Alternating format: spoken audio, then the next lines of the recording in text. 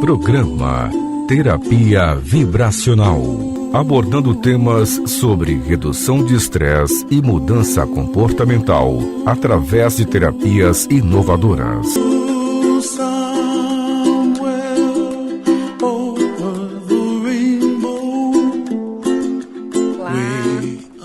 É um prazer estar aqui com vocês.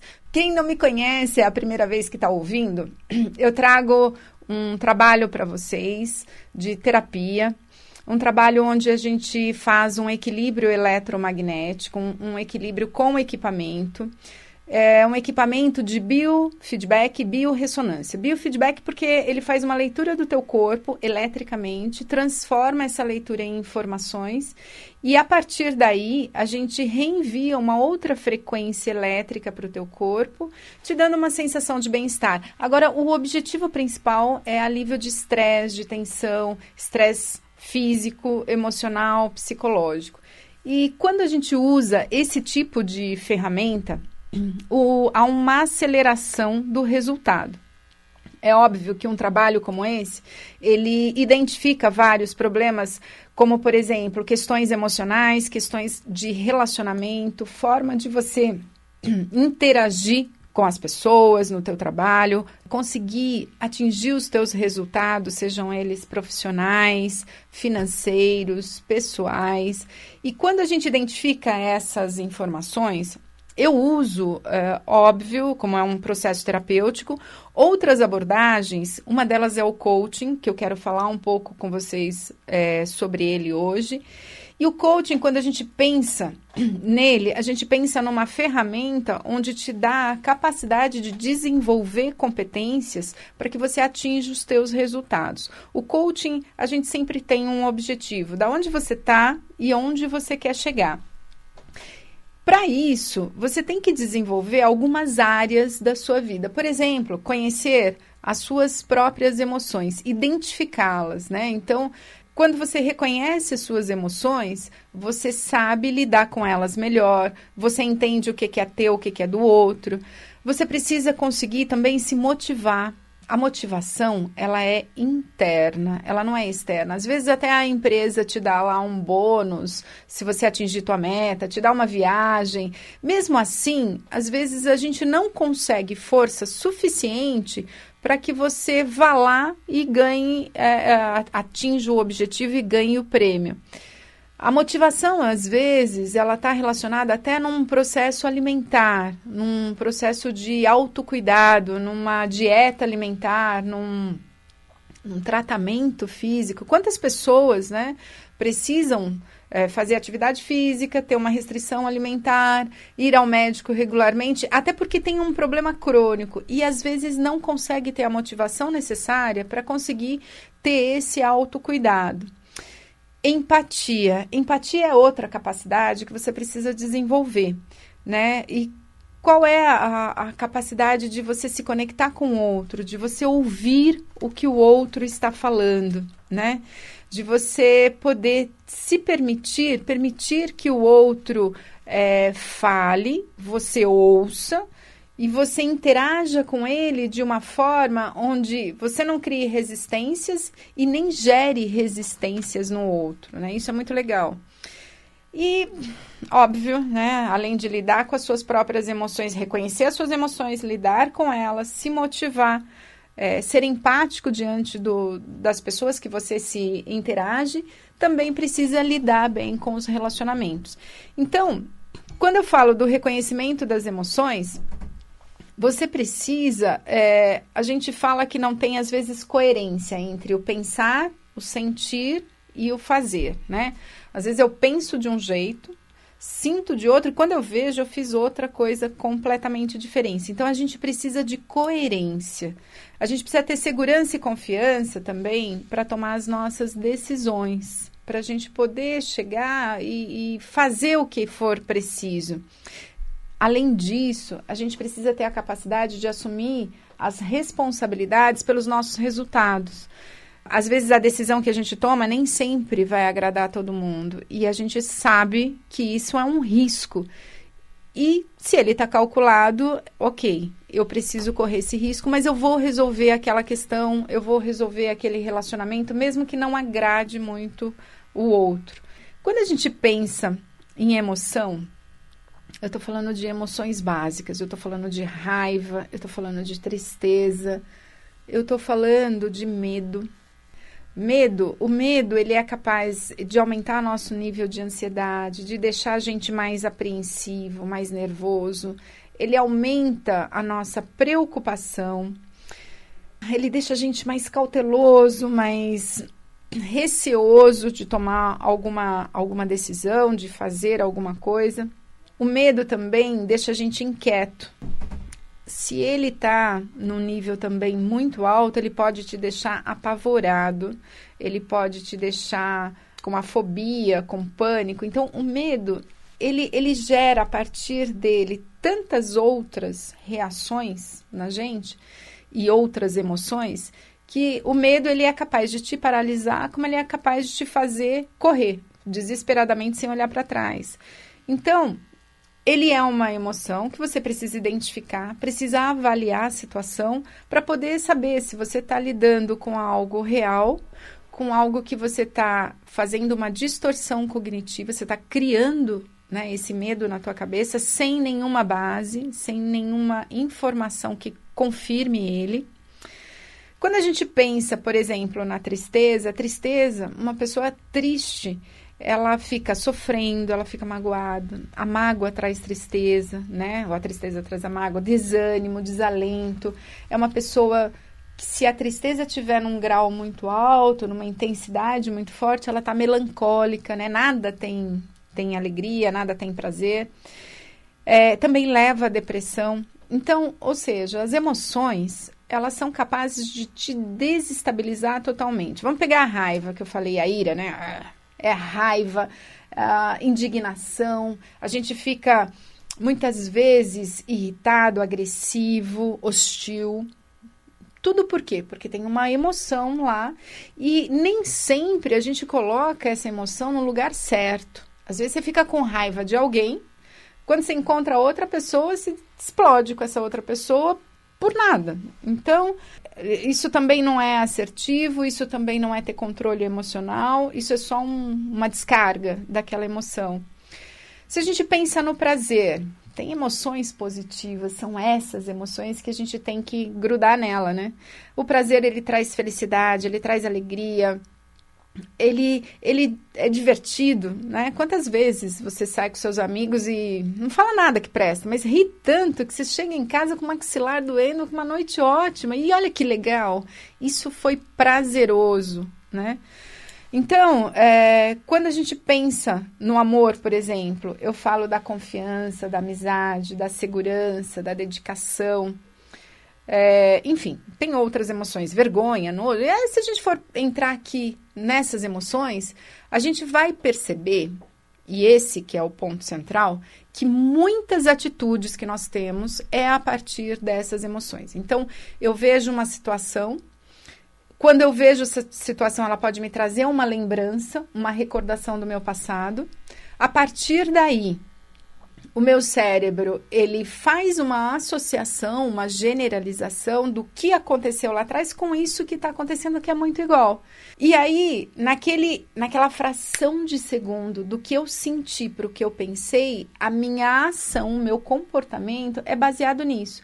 Então, muitas vezes, eu tenho uma atitude que é incoerente ou inconsistente com a própria situação e as pessoas não entendem. Então, por exemplo, eu brigo mais. Vou dar um exemplo que eu acho que fica mais fácil. Imagina que você tem um relacionamento onde, no decorrer desse relacionamento, o teu parceiro era mais sossegado, mais folgado, vamos colocar assim. Então, ele não te ajudava, ele não era um cara que colaborava, não era um cara que estava sempre disposto a te ajudar.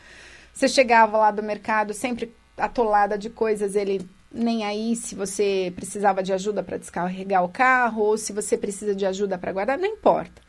Então, você tem uma generalização desse relacionamento. Você tem uma ideia de que é assim que funciona. Aí você termina esse relacionamento e começa um outro. E o cara é outro cara completamente diferente, outra situação, outro contexto. Aí você chega no mercado, né, com aquela monte de sacola e o coitado do infeliz está lá assistindo um jogo de futebol, vidrado, né, na TV. E aí você chega e fala, oi, amor. E aí ele mal olha para você e fala, meu amor, tudo bem? E eu continuo olhando lá para a televisão e mal olhou para você. O que acontece nessa fração de segundos? Aquela lembrança daquele relacionamento anterior, que o cara não te ajudava com nada. Aí você olha para a cara dele, ele já te cumprimentou. Ele não se deu ao trabalho de levantar e vir te ajudar com as sacolas. O que acontece? Nessa hora, a gente faz uma leitura, uma distorção do pensamento, dizendo o seguinte, tá vendo? Ele não quer me ajudar. Ele não vai me ajudar. E aí, quando você faz essa leitura, emocionalmente vem aquela raiva das situações que você já viveu. Quando vem a raiva, o que você faz? Pô, você não vai me ajudar? Olha aqui, eu tô cheia de sacola. E o rapaz lá que estava olhando a televisão, que nem viu que você estava carregada de coisas, que você estava precisando dele, toma um susto. E aí ele reage também emocionalmente. De que forma? Respondendo, pô, mas que isso? Você não falou? Bom, moral da história.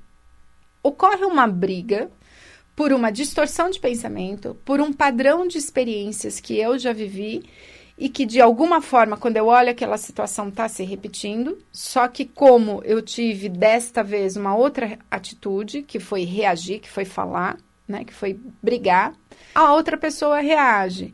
Então, assim, tudo isso poderia ter sido evitado se eu não tivesse feito a distorção no pensamento. Então, eu cheguei carregada, percebi que ele não olhou para mim e não vai me ajudar. E aí eu digo, amor, você pode me ajudar com as sacolas? Provavelmente ele vai dizer sim. Talvez torça o nariz, porque o jogo está mais interessante do que carregar sacola, mas não importa.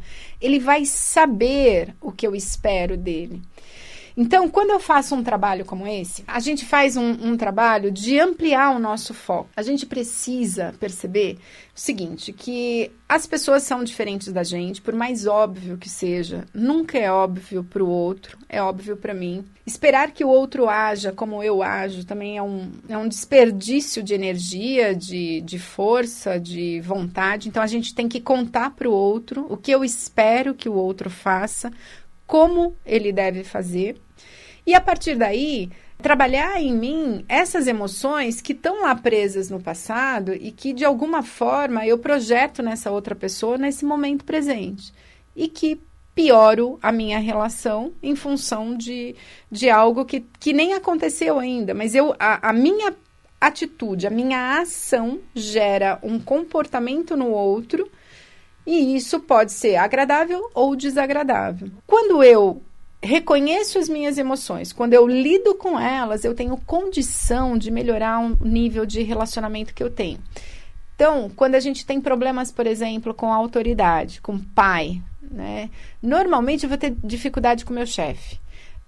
Eu vou ser mais resistente, talvez eu discuta mais, talvez eu seja aquela filha mais rebelde. Se eu sou uma pessoa, né, que eu acabo me relacionando bem com as figuras da autoridade, provavelmente eu tenho um bom relacionamento lá com os meus pais também. Então, tudo isso tem a ver com uma série de maneiras da gente agir e interagir que acaba dificultando bastante que a gente atinja os nossos objetivos, que a gente consiga ser feliz no relacionamento. A gente precisa aceitar as coisas que a gente não consegue mudar na gente. Primeiro, a gente precisa saber o que é. Depois, aceitar o que eu não consigo mudar. E terceiro, é o que eu consigo melhorar. Porque sim, a gente consegue fazer mudanças, a gente consegue mudar. Não consegue mudar tudo. Tem aspectos da nossa personalidade, da nossa maneira de agir, que não vai mudar. Mas quando você entra nesse tipo de relação, sabendo quais são as nossas limitações, aí sim, aí fica mais fácil, porque eu sei o que é meu e o que é do outro. E se é do outro, é do outro. Eu não tenho que exigir que o outro entenda, ou faça, ou sonhe, ou deseje as mesmas coisas que eu. Pessoal, quando eu trabalho no consultório e a gente identifica que tem essas distorções, nós vamos usar uma abordagem para lidar com elas. Quando a gente percebe que tem um nível de emoção tá tão forte a ponto de dar uma reação física, de você ter uma dor, de você ter tem pessoas que têm reações alérgicas e que tá no âmbito do emocional. Então, muda a alimentação, melhora uma série de coisas, mas percebem que só ficar estressada tem queda de cabelo, tem um problema alérgico. Às vezes, a gente desenvolve órgãos de choque. Então, por exemplo, tem pessoas que quando ficam muito irritadas ou muito nervosas, tem dor de estômago. E aí, o estômago fermenta, às vezes tem refluxo, e é uma questão emocional. Então, quando a gente pensa, né, na vida em geral, é impossível você não lidar com as emoções. É impossível você não trabalhar as suas emoções. Se você está com medo, ele pode te paralisar, ele pode te deixar preocupado, ele pode te deixar tenso. E isso vai te ajudar em quê? A resolver o teu problema. Quando você tem muita raiva, você se torna uma pessoa agressiva, você se torna uma pessoa mal-humorada, as pessoas não querem ficar perto de você. Quando você fala de uma maneira que o outro fica, né, desconfortável e, enfim. Ou seja, você acaba distanciando as pessoas de você. O que você faz, de fato, legal? Essas competências fortaleça. O que você não faz, legal, faz mais ou menos, né? O que eu sou mediana, legal, vamos tentar desenvolver essa competência. E o que você não faz bem, porque todos nós, não existe uma pessoa perfeita da hora que levanta até a hora que vai dormir. Então, o que você não faz bem é uma dificuldade sua, é algo que você pode melhorar, é algo que você pode desenvolver ou realmente é uma limitação? E como é que você lida com a tua limitação? Como é que você lida com isso? Né? É fácil de aceitar ou a gente projeta no outro? Porque isso também é muito comum. Eu reclamo que o outro não faz determinada coisa, que se a gente para analisar, muitas vezes sou eu que não faço aquilo. E não gosto e jogo no colo do outro. Então, pessoal, trabalhar fazendo um equilíbrio eletromagnético, fazendo o equilíbrio dos pensamentos, das emoções, você tem uma coisa que chama qualidade de vida, equilíbrio. E equilíbrio te ajuda a ponderar, a ter mais bom senso, a ter uma emoção mais tranquila para tomar a melhor decisão, seja ela qual for. Porque naquele momento você só tem a informação que você tem na mão. E você tem que estar tranquilo para tomar a decisão. Porque não adianta se arrepender depois, né? Depois eu fico, podia ter feito outra coisa. Podia, mas não tinha tempo para pensar nessa outra coisa, não tinha informação que agregasse uma outra tomada de decisão. E tudo bem. O problema, que eu acho, é como a gente lida com as nossas dificuldades no dia a dia. Como a gente lida conosco e como eu lido com o outro. As relações, elas ocorrem 100% do tempo. É isso que vocês precisam perceber. Como eu estou nessa relação e, principalmente, o que eu faço para manter essa relação ruim, razoável ou boa. Né? Porque só tem uma pessoa que pode mudar, gente. A gente mesmo. Eu não mudo vocês, vocês não me mudam. A única pessoa capaz de fazer alguma coisa por mim sou eu. Até procurar ajuda, a única pessoa que tem que ir procurar ajuda sou eu. Não adianta, as pessoas podem dizer, olha, vai lá, essa pessoa é ótima, ou então faça isso, ou faça aquilo. Não adianta. Eu tenho que ter a motivação, a necessidade, o desejo de melhorar. Isso está em mim. Na medida em que eu tenho isso, que eu sei que eu tenho que melhorar, eu já tenho 50% do caminho andado. Os outros 50% é acerto e erro, é aprender com a experiência do outro, é desenvolver novas estratégias, é poder se permitir mudar em algumas situações, aceitar o que a gente não pode mudar em outras e melhorar aquilo que está mais ou menos. A partir daí, a gente precisa fazer toda a diferença. Que diferença é essa?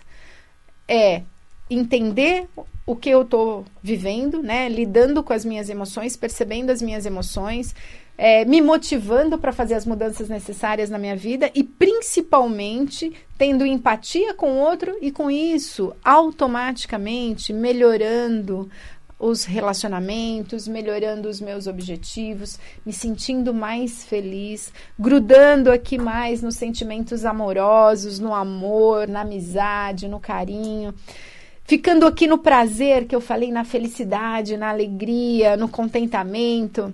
Por menor que sejam as nossas conquistas, elas são conquistas. Quantas vezes você fica parado na crítica e não no elogio? Você fica parado no que fez de ruim e não no que fez de bom.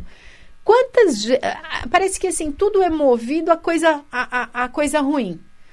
Quando tem algo bom, a gente nem valoriza tanto, porque a gente está tão acostumado com o ruim que quando faz alguma coisa boa, não foi nada mais do que a sua obrigação. Gente, ficar no bom é importante. E nós temos esta capacidade. A gente aprende com a vida, né, com as críticas, a ficar muito no ruim, a ficar sempre valorizando o que eu não fiz, o que o outro me disse que não estava bom, e com isso eu fico preso na culpa e não resolvo nada. A minha proposta é mudança. Mudança precisa tomada de consciência. E na medida em que você toma consciência, você se apropria daquilo que você pode, quer e consegue mudar. Pessoal, meus telefones 50 49 0863, 50 49 0863. O site, se vocês quiserem mandar perguntas, sugestões para o programa, terapia vibracional sp.com.br, terapia vibracional sp.com.br. Tem também uma outra possibilidade que é o Luci Arantes no YouTube. Lá a gente vai poder também, vocês vão poder ver os programas da rádio, vocês vão ouvir, aliás. Vocês vão poder ver alguns posts que eu vou colocar. Nós vamos, no Face também, eu vou combinar com vocês, vou definir dia e horário e a partir da semana que vem eu já vou começar a postar. Eu sempre vou estar ao vivo no Face, mandando algumas mensagens, conversando com vocês e, se possível, até interagindo, né? Vocês vão perguntando e eu vou falando que isso é uma ferramenta muito legal. E a partir daí, gente, é mudança. Não é fácil, não é fácil. Eu sempre digo isso para os meus clientes. A coisa mais difícil é a gente mudar. A gente. Então, não esperem mudar ninguém. A gente não muda. Mas se você mudar a tua maneira de agir, a tua maneira de reagir às situações, a sua postura, o que vai acontecer? O outro muda por tabela. Ninguém consegue dar a mesma resposta para você se você fizer diferente. Ninguém consegue ter o mesmo comportamento se você fizer diferente. Então, pessoal, mudem. Tô aqui para ajudá-los. Sou só uma muleta que vocês vão usar por um período, depois não precisa mais, ok? Um grande abraço a todos. Até semana que vem.